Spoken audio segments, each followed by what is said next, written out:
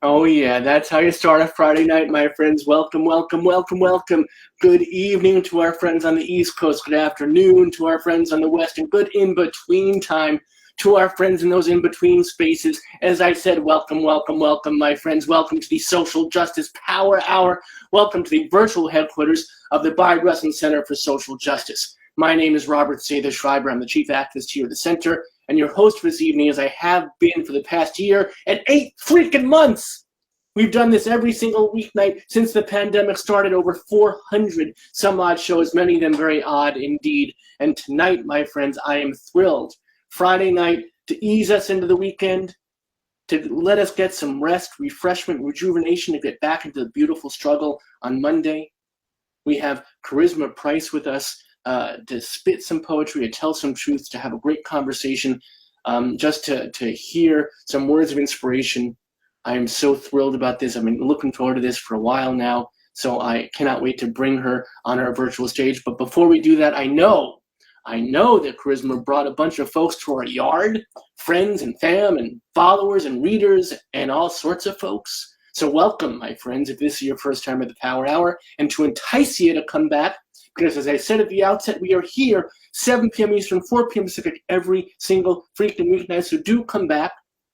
We are here for you. Please be here with us. Here are some highlights. Here are some highlights, my friends, of things that are coming up on the Power to entice you to come back. Call and response, the story of Black Lives Matter by the incredible Veronica Chambers, the New York Times. We have the Kaepernick effect. Taking a knee, changing the world with Dave Zirin. So thrilled about this. The first, the only sports editor of The Nation magazine. This book is blowing up, and Dave's going to come at us and have a great conversation.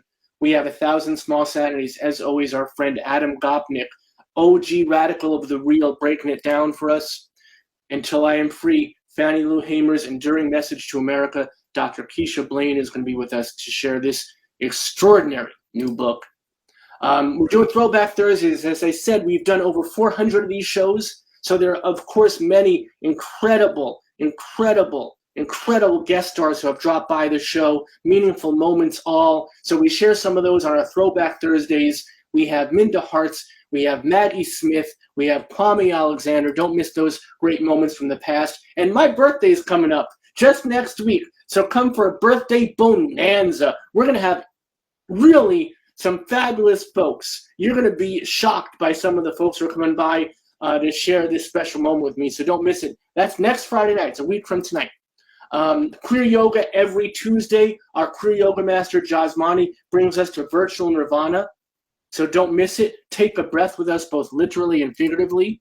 And just last month, we had the fabulous musician, LGBTQI trailblazing musician, Jill Sobule, come out in person and do a benefit concert for us. We're going to rebroadcast that benefit concert, so please tune in. You're going to see what you missed, and so you don't miss it next time, we have Wesley Stace in November. In a little less than a month, live in concert. All safe, my friends, all smart, masked and vaxxed. Come out and celebrate with us. Come out and help us. For those of you who don't know, we lost our home during the pandemic. So in order to help us find a new one, a new place to gather community, Wesley Stace wonderful musician, wonderful man, is coming out to do a live concert November 12th. Tickets are in the link in this comment section right now. Go pop on that link and you can go buy your tickets early and often. Just like Jill's show, we will sell out. So make sure you get your tickets. Join us in community and musical mirth making. And as I said, very, very safe. Masked and vaxxed. Temps taken at the door. All protocols followed. But do come out and celebrate with us. Do come out and help us find a new home. But gosh, let's get right to it. Tonight, as I said, spitting poetry and talking truth. In celebration of Karisma being recognized as a best new poet in Poetry Magazine, in anticipation of her forthcoming collection, I'm Always So Serious. We are over the freaking moon to invite her to our Social Justice Power Hour virtual stage tonight. As Karisma, her own self, says, quote, I wanted to create a collective whose mission included creating a reading series and leading workshops to help connect writers of color with their communities. As Black poets, we know that there are spaces where artists of color don't feel fully valued or are welcomed. And we didn't want to sit and wait for another person or group of people to create an environment that would make us feel a part of a community. So now we have the delight and the honor all at once to embrace her as part of our Bayard Rustin Center for Social Justice community. So without further ado, please join me in welcoming to the Power Hour, Karisma Price, everybody. Karisma, how are you, my friend? Hi, thank you so much for having me. I'm doing really well. I'm really excited to be here, talk to you, share some poems. So it's been a good day so far. I'm so glad about that. A good day is always something that we should cherish and acknowledge when it happens, because sometimes they're few and far between, right? Especially in these times, yes. It's been really hectic. I want to start off right now, and I want to raise up a name, and I want to thank our mutual friend Maurice Carlos Ruffin for introducing us, for bringing you to our Power Hour. I was aware of your work. I had read your work, but when he made the opportunity for us to connect, I was thrilled. So thank Maurice, and thank you for being here. Yes, thank you. Thank you, Maurice. He is a delight of a human being. I think he embodies delight. I think he is the embodiment of delightful in and of himself. No, definitely. I don't know. He's running on like happiness and sunshine, but it's just like, I don't know, to be around him and just to talk to him, it's just, he really brightens your day. And like, if you follow him on Twitter, he's one of the most positive people on Twitter. So he's fun to follow. He adds all the things that all the other people subtract from Twitter to the nth degree. Exactly. So tell us about, we want to hear a bunch of poetry. It's Friday night. We want to kind of be together in community and really hear some wonderful, wonderful words of yours. But before we start, can you give us just, how did it start for you? Like when did you know I have this voice within me and I want to express it in this way? Ooh, that's a good question. I feel like for me, I've always English was always my favorite subject in school. So I always loved being in, learning that subject. But also I think a part of it is my parents, like they met when they were children.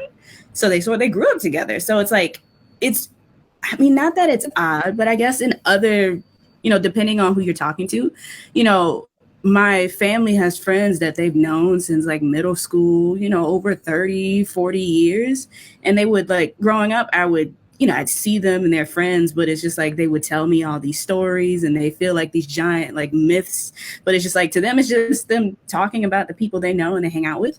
So I feel like to not only learn something from a classroom setting, but just to hear stories and almost like an oral tradition. I feel like that definitely got me to want to make people feel that same way. And being from New Orleans, I feel like New Orleans is an interesting city within itself. And I feel like we really, if you're from New Orleans, you always find a way to come back or to visit. So a lot of my writing tends to be about New Orleans, the South, Blackness, but a lot of it, I feel like I write from a pre and like a post Katrina type of way as well, because Katrina happened when I was around 10. So we lived in Dallas for a year and then we came back. So I feel like being back, I'm currently in New Orleans. It's different. Like, it's New Orleans, but the culture is very beautiful, and I see why people are like attracted to the city. But if you're native to the city, like, you really feel the effects of pre and post Katrina gentrification and other stuff. So while there is beauty and culture, there's also a lot that lies underneath the surface. So I feel like documenting who I am and where I come from is very important to me. There's so many threads I want to pull out just from what you said. First and foremost, it's this idea of New Orleans being a place that inspires so many folks. And I cannot wait to do a live power hour from there. I'm going to come out there at some point, because we have you now, we have Maurice, we have our friend Michael Tesserand. We've had inspirational folks on the show who inhabit not only that land, but embody that spirit. And it seems like it really does something to the folks that are there. Yeah, I feel like, in addition to the joys and just, I don't know, New Orleans, it's hard to describe. It's an experience, but also, with things like hurricanes, and it's just like, I feel like we're all bonded in multiple ways and in multiple like types of emotions. So I feel like there's something really powerful here. Yeah. And then the other powerful thing we spoke about, which I do want to raise up, is family. And it spoke to me, and if I may, get personal on a familial level as well, because I remember sitting on the couch with my dad, and and he taught me language, and probably too much of it. I am often accused of being way too verbose. Shakespeare be disappointed. Brevity is not the soul of my wit. But, all these Scrabble games and introducing me to Kurt Vonnegut and just telling his stories from his past, and I find that so powerful when we are able to listen and take that in and then bring that forward ourselves. Definitely. And growing up, my mom was a teacher too. So, yeah, I always had an assignment to do. I love it. it. Would you do us? Can we start off and hear a couple of things? Because I really think that our audience, our viewers, our community would really dig that the most, and we appreciate so much hearing what you've accomplished through that voice thus far. Oh, yes, sure. I'll start us off with a poem. So, like you mentioned before, I have a book coming out, my debut collection of poetry with Sarah Ben Books, and it's called I'm Always So Serious. The name comes from a series of poems I have throughout the collection. So I have about, how many? Maybe like 5 of them made it into the collection, but I have a couple poems with the same title. So this first I'm Always So Serious poem, it takes place in New Orleans. If anyone's ever visited or has ever like Googled photos, St. Charles Avenue is a famous street in New Orleans that's uptown. The streetcar passes along the tracks, and there are these giant mansions. A lot of people visit them. Sometimes during the holidays, they'll have them have giant decorations outside. So for me, my poems tend to be a little sad, but for me, I work near the area, and they're very beautiful. The architecture is very beautiful, but at the same time, a lot of it's the style is very antebellum. So this is one of the poems I have about the houses on St. Charles Street. So this is called, St. Charles Avenue. It's called I'm Always So Serious. Which is to say, in the winters, I dream of owning a multi-floored mansion in New Orleans, specifically one on St. Charles Avenue with a wraparound porch and white pillars that would only see the likes of me if I were the maid, the midwife, the family mechanic, Archie Manning, the maintenance worker, or the mailman trusted enough to know the gate's 9-digit passcode and leave the mail resting on the family's rain-weathered mahogany rocking chair. In this particular dream, I'm the mailman, The marigold's red tongues lick the legs of the chair as I leave the mail on one of its non-refurbished lead-painted arms.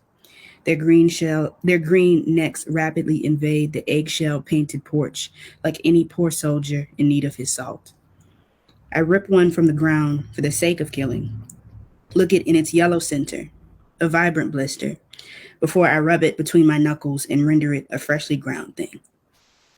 Looking back, this poem was only supposed to be about my sinuses, how even in my dreams, I sneeze at the sight of untended weeds, flowers whose mouths unfold under the brazen light of the sun.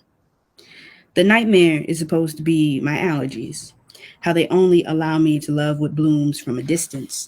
But in every dream, those vibrant marigolds keep growing. Their vines are needle-thin tumors that keep stretching crazily onto the porch, keep making the rocking chair nervous at its own home.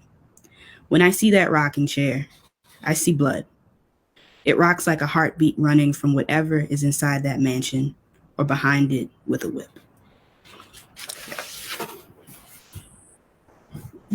Thank you so much for that. That was so much imagery. When you write, may I ask, do you focus first on the language of it or the imagery of it? So for me, so in addition to poetry, like when I'm not writing, I take a lot of photographs. And on my website and some of my Instagram photos, I like to take like street photography, and I like to also write screenplays. So I'm a very visual person. So for me, it usually starts with an image. Sometimes it's a phrase or a line that I can't get out of my head, and like I repeat it and I'm like, okay, how do I attach this to something? But it's usually an image, and then I go from there and I sort of just like play around with it. It's like, okay, what about this image makes me, not get rid of it? Why did I feel the need to write it down? What is that saying? And I'll start with like, I guess, some description, or I never start with the title because I'm bad at titles, but I start with the description, and then I sort of take it from there to see like, what does that represent for me? And then I focus on the language, because I too can be verbose, especially in my first drafts. So I have learned to try to focus more on what I want to say and then make it sound pretty later. That's really interesting, and it's wonderful that your work so embodies that visual component of who you are. I mean, it plays perfectly in what you write. You write images, Ooh. Which makes sense to as a photographer. You're putting into words all those things you always see, and many of us don't have that capability. That's obviously where the talent of a poet comes in.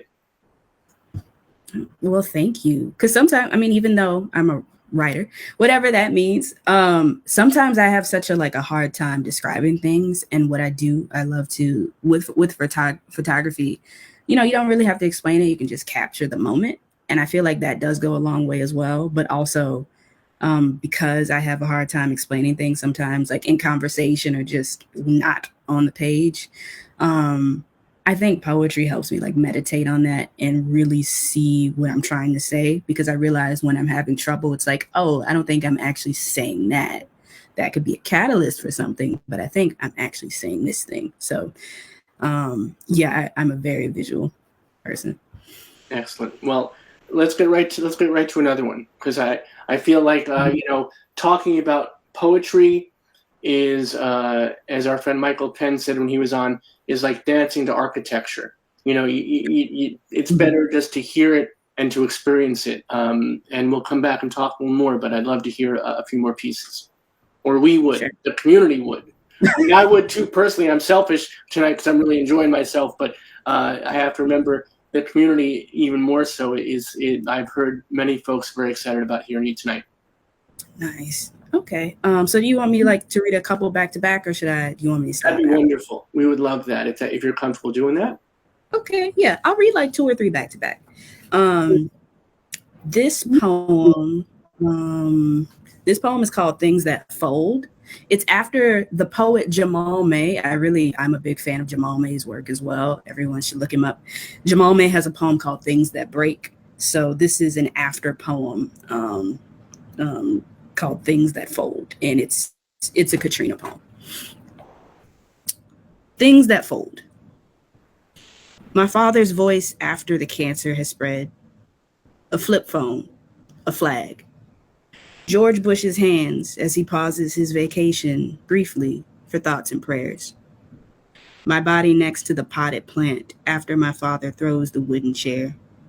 A cheaply made chair. A small stack of clothes.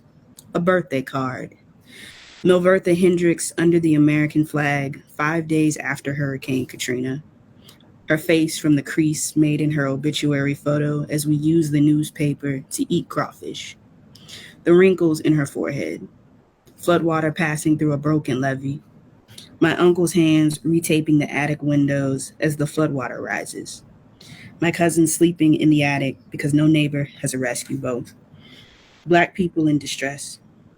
They lay prostrate and call it prayer. The blankets on my cousin's shoulders days later when rescued. The National Guard smile as he carries the neighbor's dog from the flooded living room. The dog's body around his neck, an upside down flag.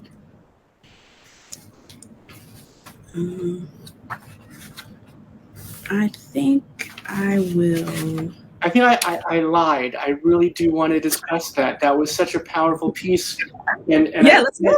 I'm here for it. You know, my mind keeps going to the idea that people say that the personal is political, right? Yes. And I feel like that piece says the poetry is political and the poetry is personal. And you've added a third piece. The personal is political is poetry, because there was so much in that was about the government response to Katrina and the nation's response or lack thereof to Katrina, and both the ignoring of it and the ignorance of it. But then you bring in your father, and there was that really powerful piece right at the beginning that grabs the reader or the listener, you know, when we're lucky enough to hear you speak it. That was wonderful. When you were writing, was that your intention at the very first? I have these personal pieces I can bring into it. I have these political pieces I can bring into it. How do I synthesize the two? Ooh, that's a good question. I wrote that poem, I want to say maybe 3 years ago. So when I was writing, again, being a big fan of Jamal May's work, and also just my style of poetry in general, I was just looking at the different forms that I could experiment with. And I love that the poem is in a list form, and how, you know, the title says things that fold, and the poem is the list, just listing all the foldable things. For me, I'm that you know how people say you're not supposed to start a sentence with because? Like, I'm that person. Like, I just need to get to the thing I need to say. I don't want to set it up. So for me, I feel like being 10 when Katrina happened, but also people think, because I remember I when I was writing my college essay, it was about like basically how my family, you know, how we went on after Katrina. And a lot of people were like, oh, that happened like years ago, da da da. And it's just like, you know, still seeing the effect of Katrina and how it has caused a lot of families could not afford to come back to the city. How it's harder to, even though the price of rent has gone up, the minimum wage has stayed the same. And even though the event itself happened, there's a lot of echoes and waves after, because when we evacuated sort of on a whim 3 days before it happened, and no one knew how powerful it was going to be. So we stayed in my uncle's living room, so all of us like in Mississippi for like a month. I started school there, and then we drove around until we just decided on Dallas. So we stayed there for a year, and when we came back, we thought our house was going to be, back up and running, but it wasn't. So after that, we basically lived in a hotel for a year. So it's like my family, especially the financial aspect, but also there's a lot of people in the city who have like now anxiety, depression, PTSD. There's always that ripple effect. And so it's always sort of stayed with me, and like it's always present in the way, people around me, like, anxiety and just how we prepare for storms and other things. I feel like the accumulation of all those events, it can be quite traumatizing. And as someone who does have anxiety, it's like sort of I need to focus on things individually to sort of like process them. So with this poem, I sort of put it all together, and how the poems, it starts with these small things and gradually gets bigger. I feel like that's, I guess, a way of showing, I guess, an emotional processing of it on the page. That's phenomenal. I'm so deeply impressed by a couple of things that you're able to do. One is that you have the passion, and I think the strength to embody those that you admire. To take this poem from someone else's as inspiration, and also speak to it and add to it. That's not something that a lot of folks would be comfortable or have the platform to do. So that in and of itself is really something extraordinary for someone to do. So kudos to that. Thank you.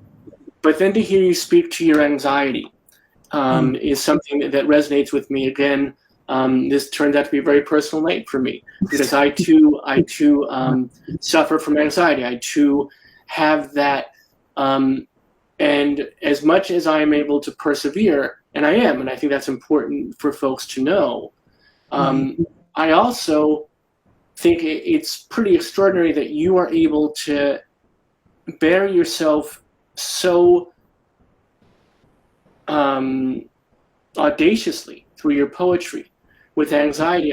That's something I'm not sure that I would be able to do, because I would always be anxious about how people might be receiving it, and how people are reading it, how people are hearing it, how people are responding to it. And I don't know if I'd be able to overcome that stopping point. Yeah, I feel like for me, it's quite the opposite, because, I have these things where it's like, so for me, a big part of it is also like rumination.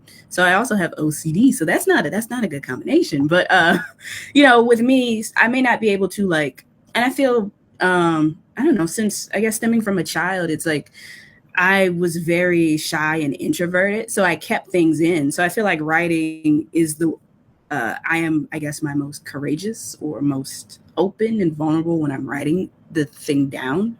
So my poems, I feel like, are the medium that I have to express myself, because, I've gotten better at it, and because I'm a person that doesn't really like conflict, but I've gotten better at verbalizing my needs and other things. But I feel like for me, writing was the way to get it out, because, when something festers, it's not healthy for you, and it's just, it causes more stress. So I feel like for me, writing and poetry is the thing that allows me to get what I need to say out, because technically I'm not saying it. And people say that if you want to hide something, you put it in a book. But also, it's funny, I have no problem with strangers knowing how I feel, but I would be anxious to see my family read it. It's just like, I have no problem with strangers, but, so is life.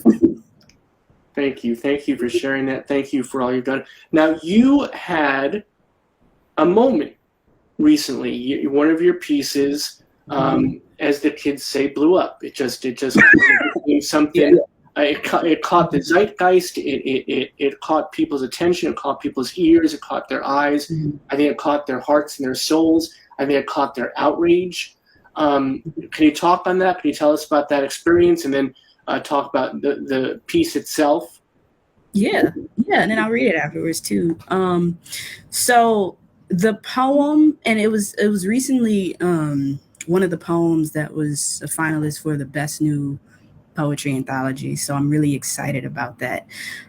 So some people refer to it as the autocorrect poem, but the poem is called "My Phone Autocorrects Nigga Tonight," night as in nighttime. So it's honestly like my favorite and the most fun poem that I've ever written. So to see that poem be the one that really get people's attention and really really stand out to them is very, very great.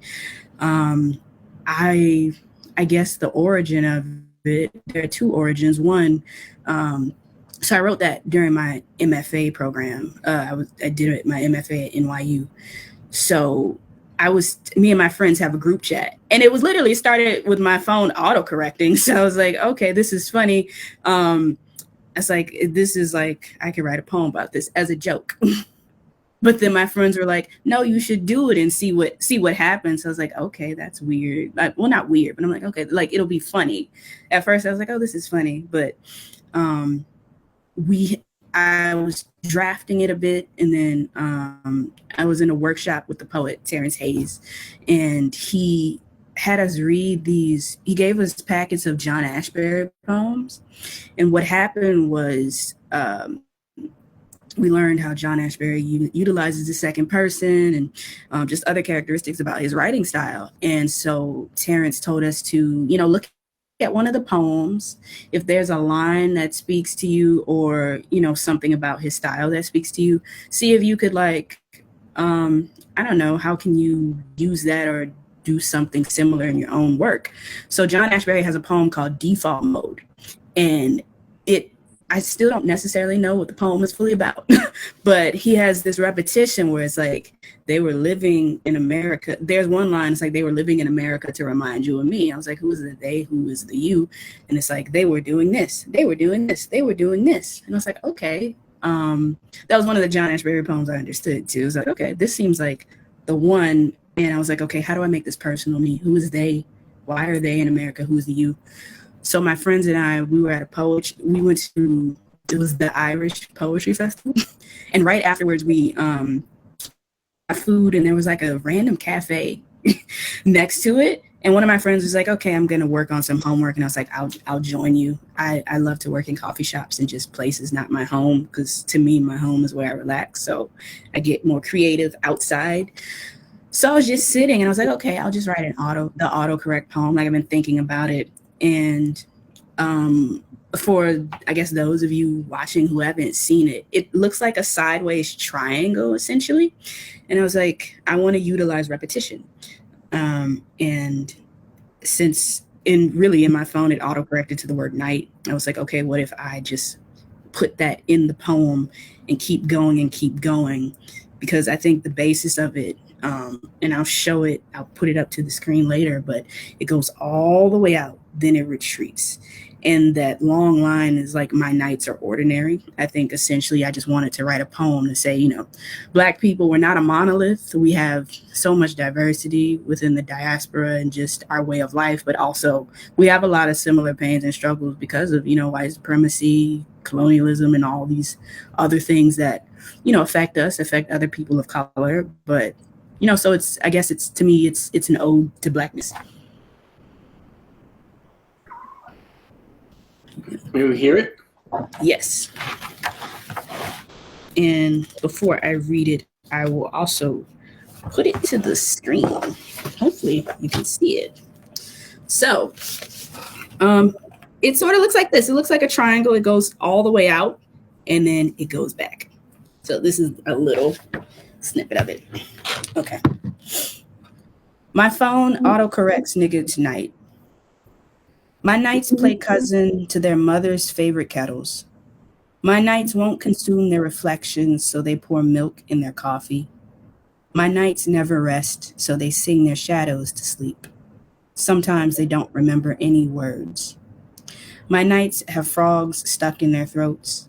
No light soul, every bit of pain. My nights all Louis Armstrong minus a trumpet, and my nights play chicken with a train.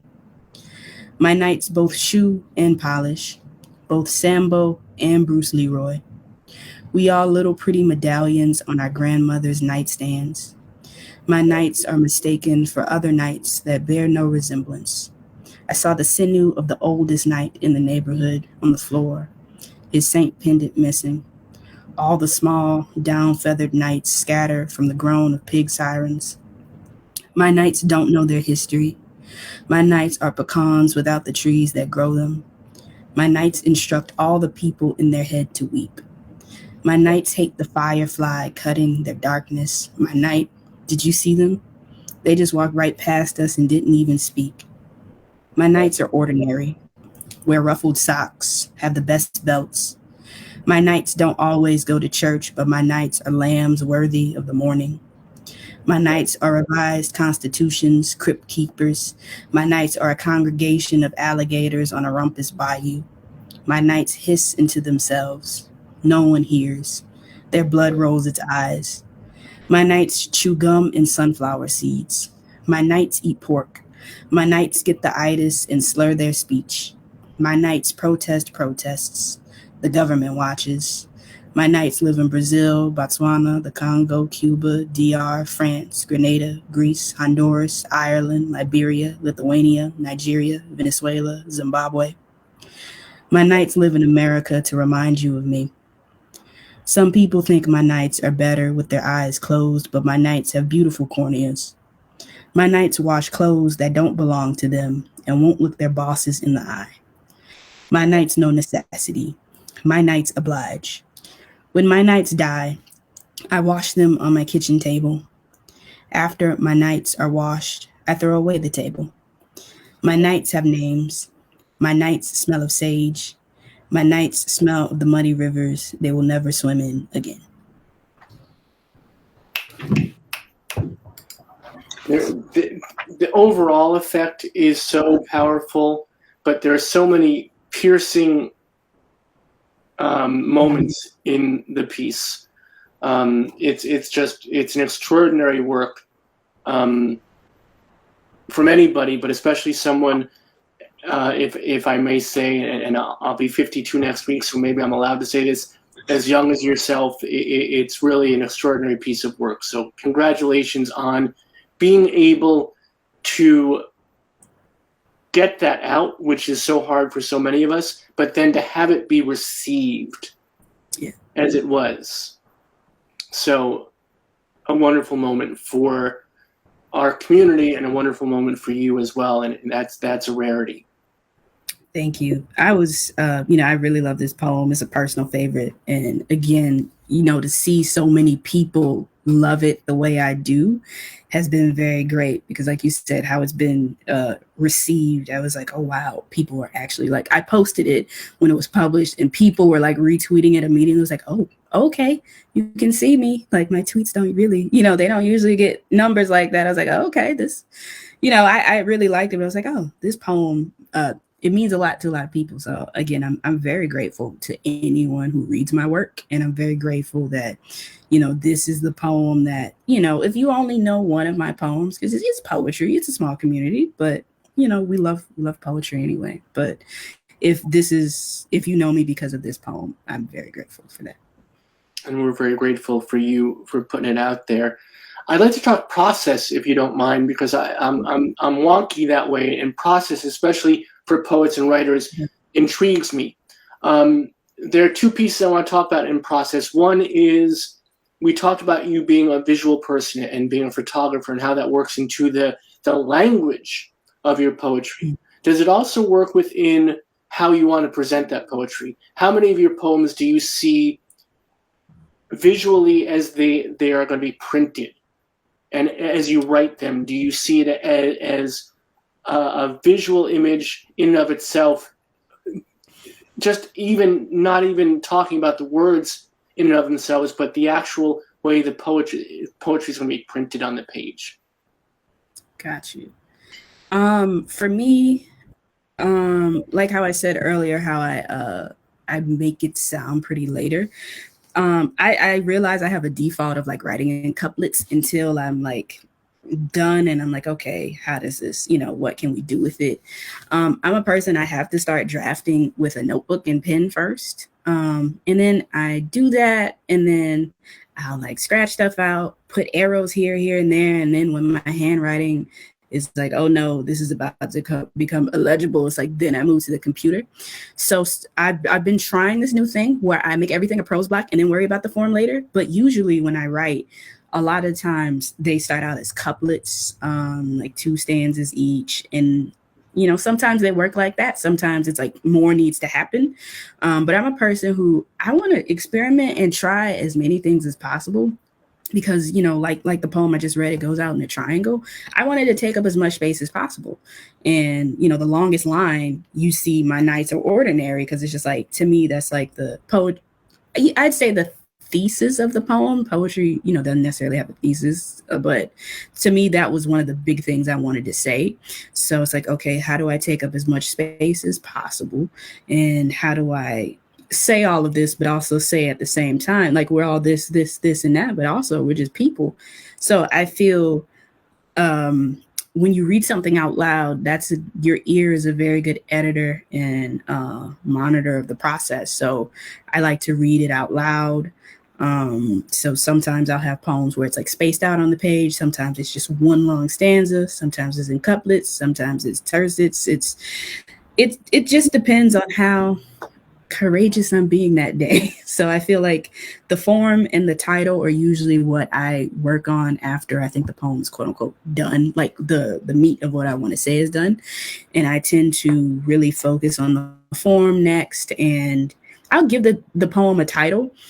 But sometimes, you know, if I keep working on it, I'm like, oh, the title changes. I try to really think about the opening. So like the title and or the first line of the poem is the thing that it's like, how do I grab you? How do I make you, you know, see it and be like, oh, wait, this is, you know, I have something to say. So I feel like the form I focus on sometimes after I'm done drafting, but sometimes I'll write and I'm like, this isn't flowing right.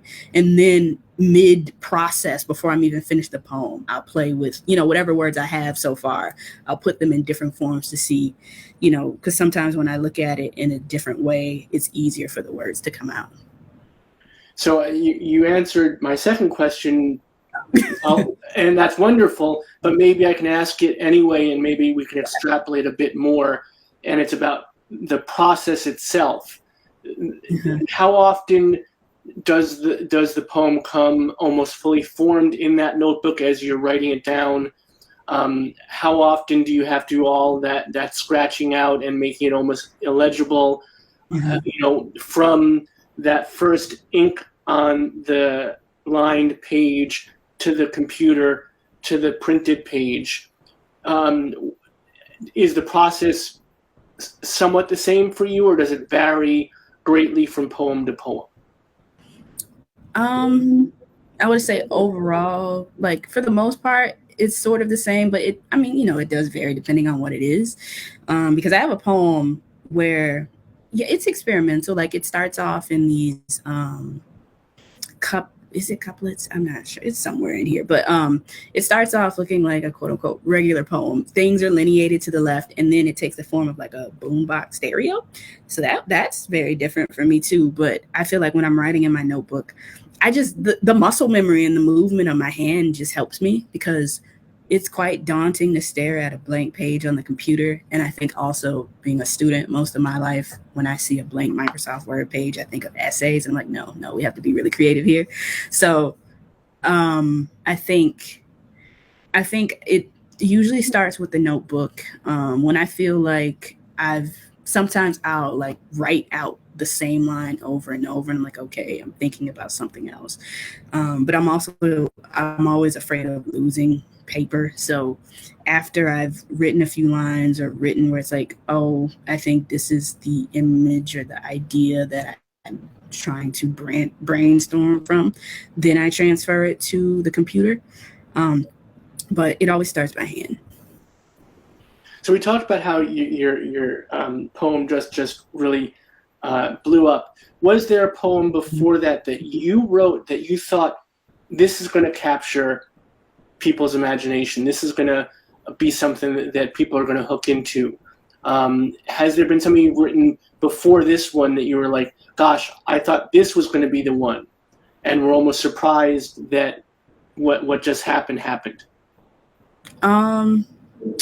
Probably the Things That Fold poem, I'd say, because I brought it to workshop, and in one of the earlier drafts, I kept putting the word like fold into the poem.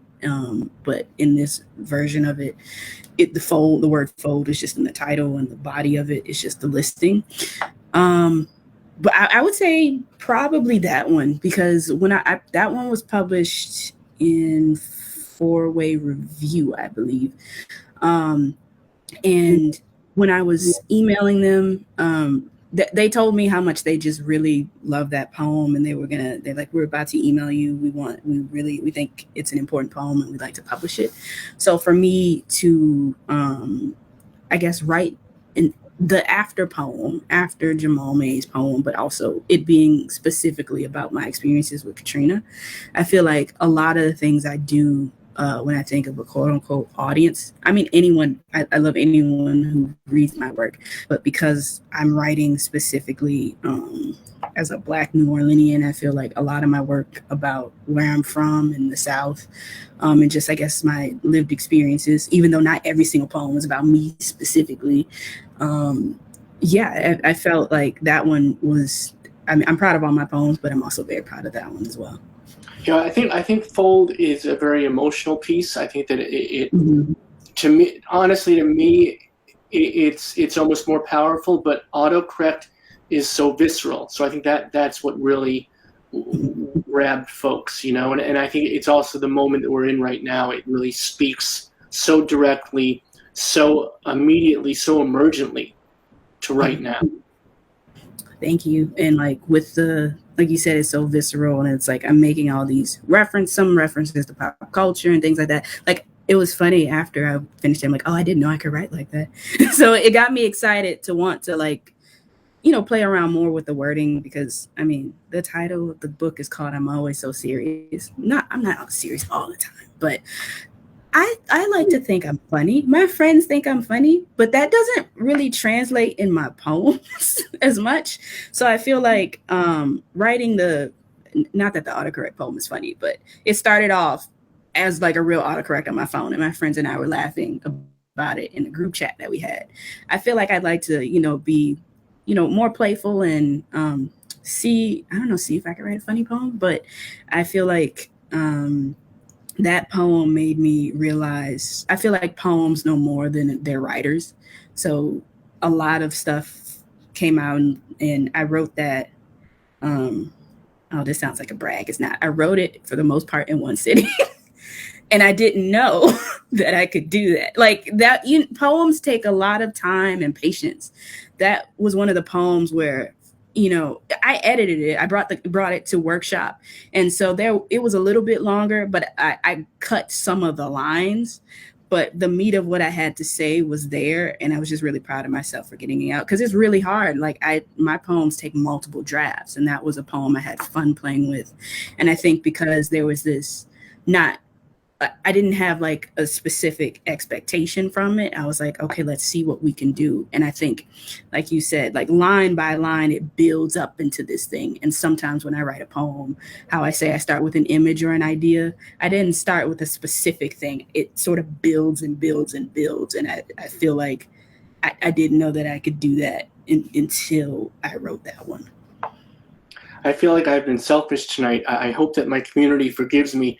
We promised a lot of poetry, and we've had a lot of conversation, but I'm so enjoying talking with you and hearing who you are and how you come to what you write.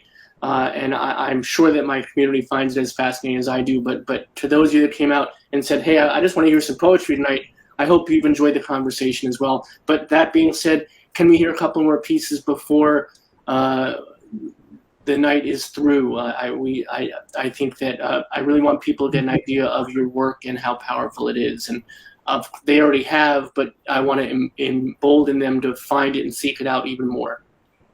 Okay, yeah, I'll read like 3 poems. One of them is kind of long, but the first one is called All the Men I Love. The form is spaced out. So let me see. It's sort of spaced out like that, just for reference. But it's called All the Men I Love. So, all the men I love, curious sweetness, reluctance, a voice laced with honey, anything society deems ordinary on a woman. My father was a soft violence taken by a softer violence the size of a golf ball. The night remembers a blooming fist, the way he held the bottle like an oyster holds an intruder against its fleshiest parts. We remember the way he battered fish as the kitchen sweat, which is to say, we've constructed a better version of the truth. Last week, in the backyard, I listened to the wrinkled man interrupting the woman trapped in the speaker box as he sang happy birthday to the woman in the yellow dress. The seasoned brain matter of crawfish plops on the faded newspaper in my lap as someone lights the cake's candles. The music, which I don't remember now, is soaked with a story about a girl in love with a false version of the truth. We watch the woman surround her cake, and I'm reminded that everyone I love is dying. So that's a sad one right there. But this next one is dedicated to my friends. My friends and I, we did like a mini writers retreat with each other. We booked an Airbnb in upstate New York, and we all sort of, I don't know if all of us did this, but I did this. I was like, okay, my mind wanders a lot. Anxiety has something to do with that. But the moment we got on the train and we walked to the Airbnb and looking inside the house, I was like, okay, like I made a challenge to myself. What if I just wrote a poem about all the things that I saw just today, like since we've been on the trip? So this is dedicated to my friends. And it's called All Day We've Been Speaking in the Dark. All day we've been speaking in the dark, and all day the bay horses graze. We are happy in Kingston. We snore. We stain a dish with mixed berry marmalade. What if I stopped here? What if we all did? We are all happy and snore like overworked fathers and damaged mothers. Everything is a thick kilt pushed over the eyes. I might be wrong when I think all anyone anticipates is living. But are you all right? I crave quality fruit, ache for over-buttered popcorn, porcupines without the stick. We are all so formal in our wantings. We whisper walk down wooden hallways. We grow so hard we are dying. We are all happy and snore into each chamber of ourselves. The bay horses hide our dreams in the barn. We do not grab them from their maws. Our mothers are damaged and our fathers brew. Inheritance, a kettle crying, Harsha. The water burns honeybush. Oh God, how the spoons chatter.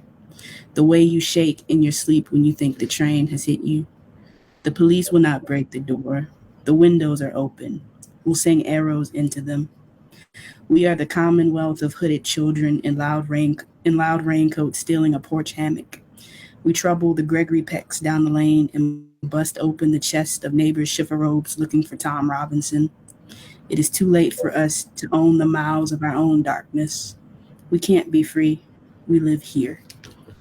So we saw a whole bunch of horses on the way and a whole bunch of horses on the way back.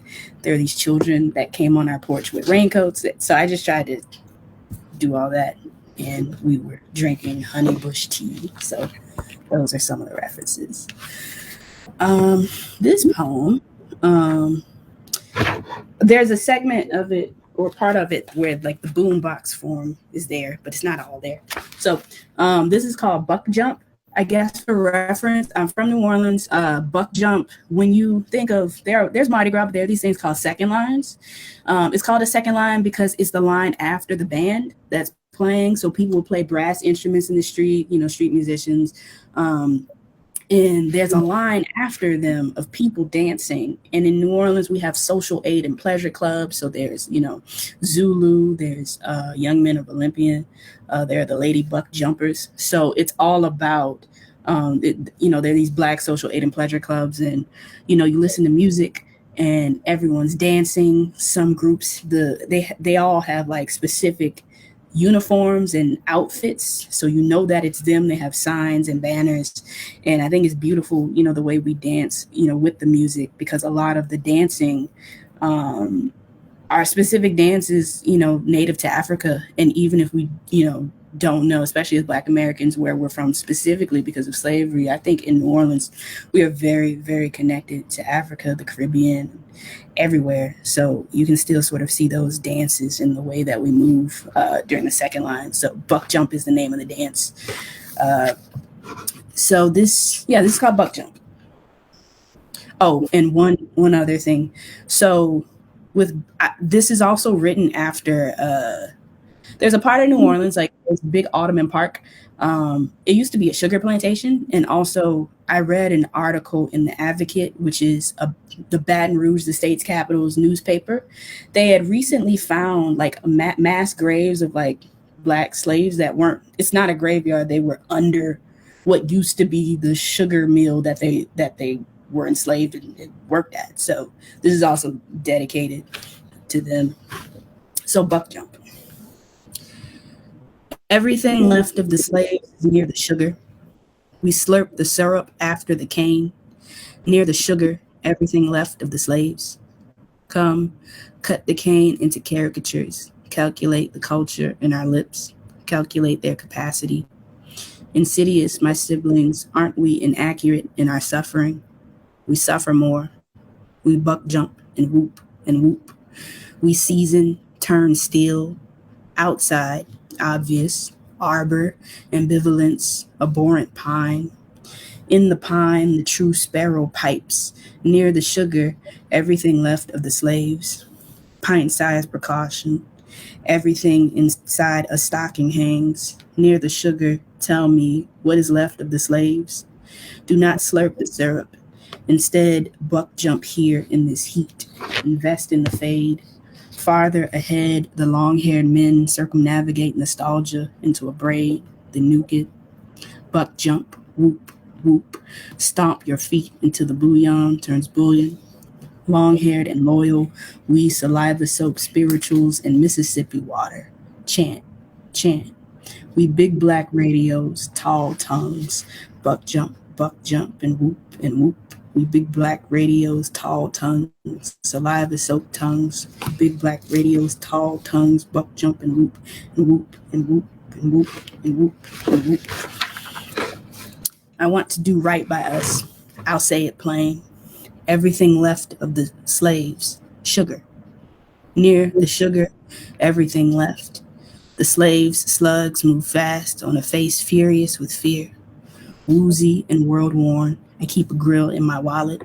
Give myself freedom like a white forefather. Come, look at me whoop and jump. My smile a beam, a pinto's buck. To all you gladiators, I am weary and bitter. Worry me in my Black city. Come fire, I watch you and you wither. Everything left of me is sugar. Alabaster, Angola, melancholy marginalia. Mama, daddy, nigga in the alley. Punctuated southpaw, pathological pusher man, come calculate. All that's left of me, no sugar left in the tank. If a tall man in blue is ready to do what he does, what does that make me but a slave? So, yeah, I wanted to play with rhyme in that one. I don't rhyme a lot in my poems, so I was like, let's make a rhyming poem. And shout out to Curtis Mayfield, pusher man. I heard that. I was going to ask, and yeah, for sure. Gosh, what language you are able to share, what heart and soul you embody, and how you're able to bring all three together, and we thank you for that gift. Thank you. Thank you so much. The thing I'm sad about is I'm Always So Serious doesn't come out until 2023. Is that correct?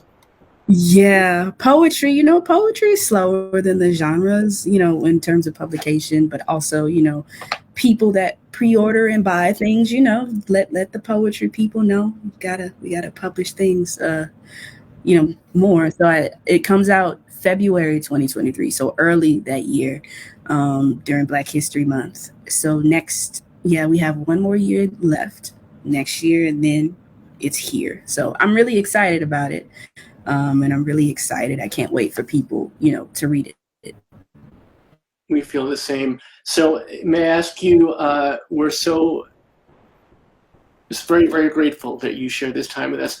What can our community do in the meanwhile to support you and your work and make sure that before that does come out, that we're showing you the love that you deserve to be shown.